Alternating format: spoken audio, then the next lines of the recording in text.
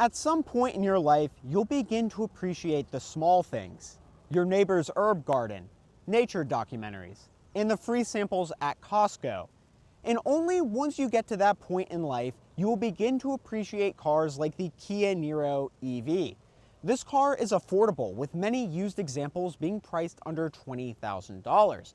It also has over 250 miles of range and a 5-year, 60,000-mile basic warranty. The Kia Niro EV is the king of practicality. It's not very exciting, but it checks many boxes. In today's video, I'm going to show you around this car and point out why it's actually one of the best options on the used EV market.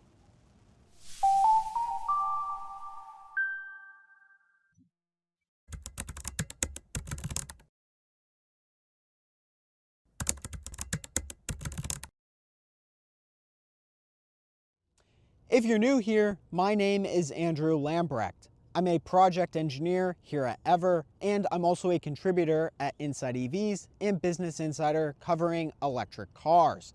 Today's video is going to focus on the Kia Niro EV, but if you're curious about how the Kia Niro EV trims stack up, specifically the Wind, which is the base model, like the one right behind me, to the more expensive Wave version, we've actually compared both of those cars really in depth, showing all the feature differences. So if you're curious about that video, it is linked right up there. Now let's get back to the Niro EV. The Kia Niro EV is a fully electric compact crossover based on the same platform as the hybrid and plug-in hybrid Kia Niros. It debuted as a 2019 model year, and then in 2023 it received the full Generation 2 redesign. The crossover received many visual updates, including a more chiseled front and rear end, along with sportier 17-inch alloy wheels. As for the powertrain, the Kia Niro EV Wind uses a 64.8 kilowatt-hour liquid-cooled lithium-ion battery pack and a 201 horsepower front-mounted electric motor. This crossover is only available in front-wheel drive, and it gets up to 253 miles according to the EPA. When it comes time to charge the Niro EV, it can charge at up to 11 kilowatts on AC or 85 kilowatts on DC, giving you a 10 to 80% charge time of around 43 minutes. It weighs in at 3,721 pounds, making it lighter than the vast majority of EVs on the road. Ground clearance is a sedan-like 5.9 inches, and it manages an okay 0.29 drag coefficient. Funnily enough, that's the exact same drag coefficient as the much larger Polestar 3 SUV. None of these specs are groundbreaking, but for under $20,000 used, it's hard to complain once you put things into perspective. And perspective is everything with the Kia Niro EV. So as standard, we get a power tailgate, and behind this power tailgate reveals 22.8 cubic feet of cargo volume. This is actually a lot of space for a small compact crossover like the Niro EV. For comparison, the Chevy Bolt EUV only gets 16.2 cubic feet of cargo volume. So this car has a good amount of space in it, despite being in a very small form factor. Now, around front, we will notice a few things. Now, first off, these headlights, which are located on the front bumper, are actually halogens as standard on the Kia Niro EV Wind. If you get the Kia Niro EV Wave, then they're LEDs, but if you do get the base model, they are halogens, so that is a little disappointing. But one thing that isn't disappointing about the Niro EV is that despite this being on a shared internal combustion engine platform, this EV actually has a front trunk. Now, it's not a massive front trunk or anything like that, but we do have a 1 cubic foot front trunk delivering us a total cargo volume of 23.8 cubic feet. And yeah, I gotta say, it's not the biggest front trunk, but at least this car has a front trunk, because there are many EVs on the market that are even bigger than this and built on their own bespoke platforms like the Nissan Ariya that don't get front trunks. And we get one here in the Niro EV. Starting off the interior portion of our review, we have the back seats of the Kia Niro EV. Now, there's a few things that I really like about these seats. First off, we have a totally flat floor area. So that means if you are sitting in the fifth seat, it's still pretty comfortable and you still got a good amount of leg room. We also have a center armrest with 2 cup holders. There are 2 AC vents and 1 USB-C port located on each of the back seats. On the base Kia Niro EV Wind, like this right here, we get a hybrid cloth and leatherette seating material. So we get cloth on the insides of the seats, and then the outside portions are made out of leatherette, and they feel pretty soft. But overall, I think the back seats in this car are pretty good. The materials aren't really that great, especially on the door panel, lots of plastics. But for what it's worth, given that this is more of an economy vehicle, I think it's totally fine back here. And I'd say it's a lot nicer than the Chevy Bolt EUV, because at least you get AC vents as standard and the 2 USB-C ports. When you get up front, the interior experience gets a little bit better. So the Kia Niro EV Wind actually has a decent amount of standard features. One of those is heated front seats, so we get that standard. We also get a wireless phone charger, a USB-A port, and a USB-C port. The materials are also a little bit better up here. So the whole dashboard is made out of this kind of rubberized material, which feels better than hard plastic. And even this door panel has a lot more soft touch materials. We get these nice looking door handles. They feel like they're made out of plastic, but nevertheless, they do look pretty nice.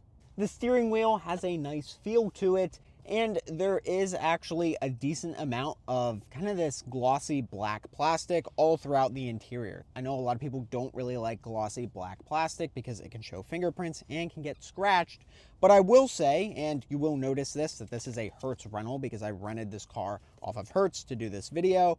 You'll actually notice that this car has like 30,000 miles on it, and it looks pretty fine. There are some like small micro scratches here and there in it, but you really don't notice it. And I think it's held up to time and miles pretty well, especially considering this is a rental car. We also get these neat little cup holders that pop out, which is kind of cool. And yeah, I gotta say, for a base model vehicle, this feels pretty nice. It definitely feels a lot more premium than, say, a Chevy Bolt or even a base Nissan Leaf. And I'm more referring to the 2025 and older Nissan Leafs because I haven't experienced a new Nissan Leaf yet. But now this only tells one part of the interior story. Let's check out the tech. So the overall layout of this infotainment system is pretty much the same as some other Kia EVs like the EV6. So you get this exact same row of buttons. Literally nothing has changed here from the Kia Niro EV to the Kia EV6. We also get the same main infotainment menu with lots of very similar stuff. So we have our EV menu right here. And then we can click, go to settings, and then change stuff around, like the maximum state of charge the vehicle will charge up to on a DC versus AC charger, along with the peak AC current the car will accept. We also have Kia's built-in navigation system, and I gotta say, I have used this before. It is really not that good. So as you can see, it's a little laggy. It's honestly not that bad. I've seen worse systems out there, but just this whole navigation planning system is not very good. And I've really just wasted a lot of time using this built-in navigation system because it takes you on less efficient routes. It's really, really antiquated. Yes, there is a built-in EV route planner in this car. It works fine. I mean, kind of. It's really not that great. I'm just saying, if you are going to be doing a road trip in a Kia EV product, at least on this specific infotainment system, you really got to use Apple CarPlay. So this map is just, in my opinion, offensive to the art of map making. It's not very good. Now, we do, like I said, have Apple CarPlay and Android Auto. The only issue is you will need to plug your phone in. Now, I have an iPhone with the USB-C port, so I just plugged in my USB-C port to there and plugged into my phone. But unfortunately, that port does not work for Apple CarPlay. You have to use this. So if you do want to use Apple CarPlay in this car, you will need a USB-A to USB-C port or Lightning if you have an iPhone. So that is a little weird. And for those wondering, this is what the backup camera looks like. Definitely not the most HD backup camera out there, but at least we do get rear parking sensors as standard. You will need the Kia Niro EV Wave to get the front parking sensors. Finally, at least on this screen, we do have some cool features, and one of my favorites, and this is actually a little difficult to get to, we have the Sounds of Nature menu. So this is actually really cool, and if you want to meditate in your car, you can recline back your seat, and listen to some nice sounds of nature. As standard on the Kia Niro EV, you get a 6-speaker sound system, but if you upgrade to the Kia Niro EV Wave, then you get an, I believe, 8-speaker Harman Kardon sound system. Other than that, we have our main menu right here, and it shows low tire pressure just because it's very cold out, and I guess these tires haven't been aired up in a little bit. But we do have some customizability, so if we throw it into sport mode, we get this nicer menu look, and then eco, we get a more relaxed gauge cluster. You can also cycle through some options right here where we can see various stuff like our speed, drive info, efficiency, etc. Now, finally, one cool fact about the Kia Niro EV and EV6 and pretty much any Kia product is that we have our traction control button located right there. Now, if you press it once, it just says traction and stability control limited, but if you press and hold for 6 seconds, then you can totally disable it. So that's pretty cool. As for charging the Kia Niro EV, we have our charge port located up front, which is a pretty peculiar position, but I think it actually works out well because a lot of level 2 chargers you go to are located at the front of the parking spot, and then you just plug right in. It's pretty easy. We have our AC port located up top, and it can charge at up to 11 kilowatts, which is a pretty good rate for a 64-ish kilowatt hour battery pack. So that gives us a full charging time of around 6 hours at home, which is pretty good. DC charging is located right below, so you just pull out this extra lid thing. It's kind of a mess actually, and you pull that out, and then you can plug in on DC charging. Now, this car has a peak DC charging rate of 85 kilowatts, which is really not that fast. That gives us a 10 to 80% charge time of 43 minutes. It's definitely doable, especially if you're going on a road trip and you just plan it out with maybe a lunch break, then it should be perfectly fine. But this does charge a lot slower than even a lot of Kia EVs. So if you get a Kia EV6 that has an 800-volt battery architecture, then you can charge from 10 to 80% in just 18 minutes. So this car definitely does not charge very fast, but it's still better than some other EVs out there, like the Chevy Bolt EUV, which has a peak of 55 kilowatts. Now, there is one really big caveat to charging this car, and I recently found this out. So I was driving through South Carolina recently, and it's been very cold here. So it's been in the 30s and 40s. And this car is a Kia Niro EV Wind, and it does not have the Preserve package. So the Preserve package was around $1,300 when the car was new. It added on heated rear seats, a heated steering wheel, and the big thing, a heat pump and a battery heater. So if you get a Niro EV Wind or even a Wave without that Preserve package added on, then you don't get a battery heater. And what that means is you will not charge very fast at all in the cold. So I plugged in at an EVgo station at like 15-ish% state of charge, and the fastest charging speed I saw throughout the entire charging session was 35 kilowatts. So if I wasn't using a DC fast charger, it would have been fine because I would just charge at home on level 2. But if you are planning to do a road trip in the Kia Niro EV and you are going to be anywhere near a cold environment, you desperately need to find one with the Wind or Wave Preserve package. That's what it's called. And then it adds on a battery heater, which really, really will help out your charging times in a colder environment. But other than that, the EPA range is 253 miles, and even driving at over 70 miles per hour in the cold, I was still looking at over 200 miles of range. So I think the range in here is still pretty solid. Now let's get this thing out on the road and see how it drives. All right, friends, we are now driving the Kia Niro EV. So first off, weight, 3,721 pounds. So I'm just looking over my shoulder to make sure we don't get into a car accident. And 201 horsepower. So now I will floor it. It's wet out, so we're not getting the best traction. Okay, there we go, like 70. Yeah, it's actually pretty quick. It's 0 to 60 in the mid 7-second range. So nothing too crazy, but I think for all intents and purposes and for daily driving, you shouldn't have any issue with the acceleration in this car. And even at like highway speeds, so right now we're at like 50, and if I floor it, yeah, we can easily merge to pass. Power is definitely not an issue in this car.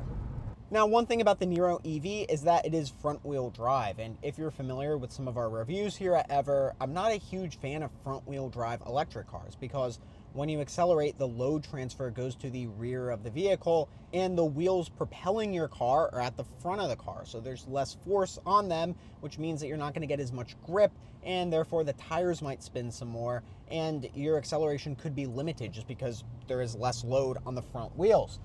Now, this isn't always a bad thing because right now it's raining out, and what's kind of fun is if you turn off traction control, so there is the traction control button located right to the left of the steering wheel in the Niro EV, but if you press and hold, you can totally turn off traction control, and this car becomes like an absolute menace on the road because it will just spin the tires indefinitely. It will give you max power when you press down max power, and this thing will just kind of like spin and spin and spin, and it's actually kind of fun. Not great for your tires because you can actually smell that, so you can smell the burning rubber, which is kind of crazy in a compact crossover made by Kia, but it can do it. So to demonstrate, it is raining out, and if I give this car some power, yeah, we are just spinning the tires like crazy. It's actually pretty fun.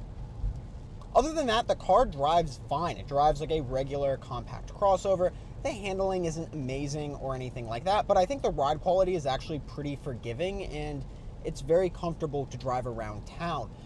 One of my complaints about this car is that it is just a little noisy inside. So especially when you compare this car to, say, a Volkswagen ID.4 or some other a little bit more high-end EVs out there, even like the Kia EV6, you just get a much more muted cabin. And this just doesn't really feel like it's that quiet. And this car was around $40,000 when it was new, so it wasn't like this was a cheap entry-level vehicle. It was still pretty expensive, but it's definitely nowhere near to the refinement you would get in, say, Ford Mustang Mach-E, new Tesla Model Y, Volkswagen ID.4, EV6, a lot of vehicles of that caliber. So this definitely feels more like an economy car.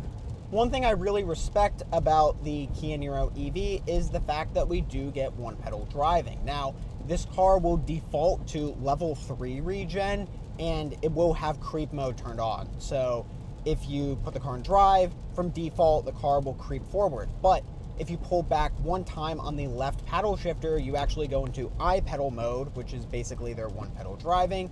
Do I think it's a very refined one-pedal driving system? Yeah, I think it's pretty good. It's definitely not quite up to like Tesla and Polestar levels, but I think it does a pretty good job of really smoothing out that transition from acceleration to regen.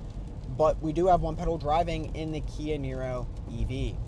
After I finished recording yesterday, I realized I missed a portion, so now we are going to talk about the assisted driving features. And if you get a Kia Niro EV Wind like this right here, as standard, you get HDA, and that is Highway Driving Assistant, very similar and pretty much the same as Hyundai Driving Assistant you get in Hyundai products.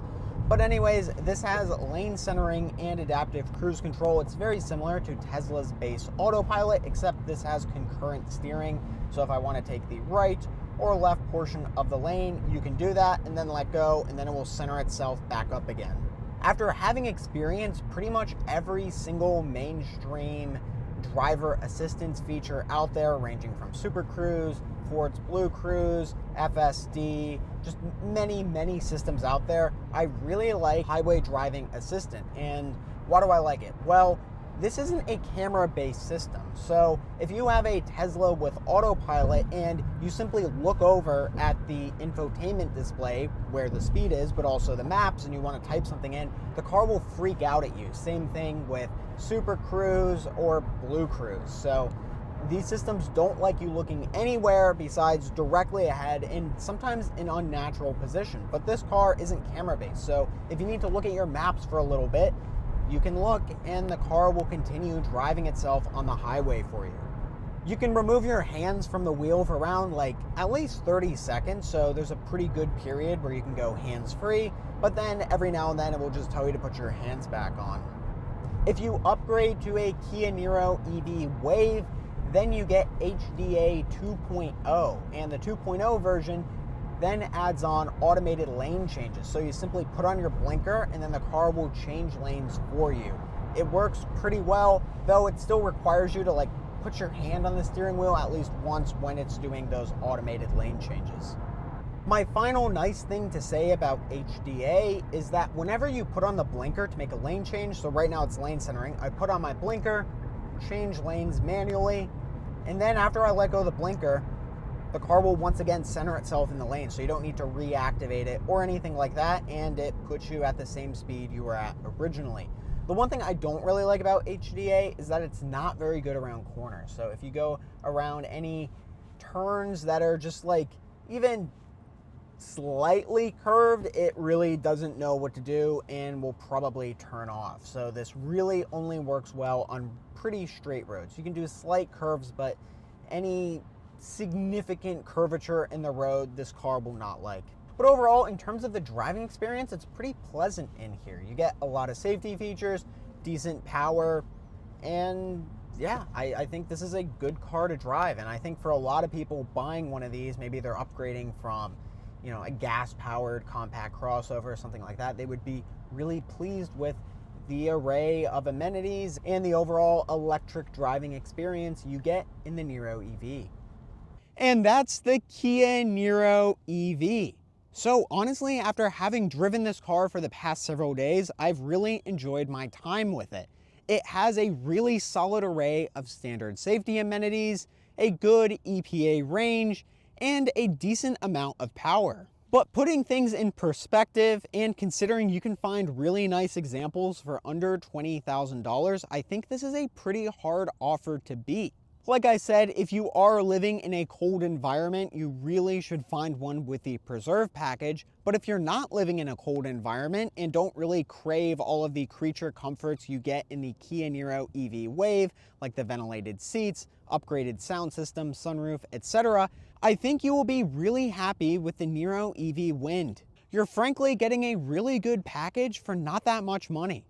If you enjoyed today's video, please start leaving hot dogs on other people's EVs, just like Jeep owners put ducks on other Jeeps. Or you can just press the subscribe button.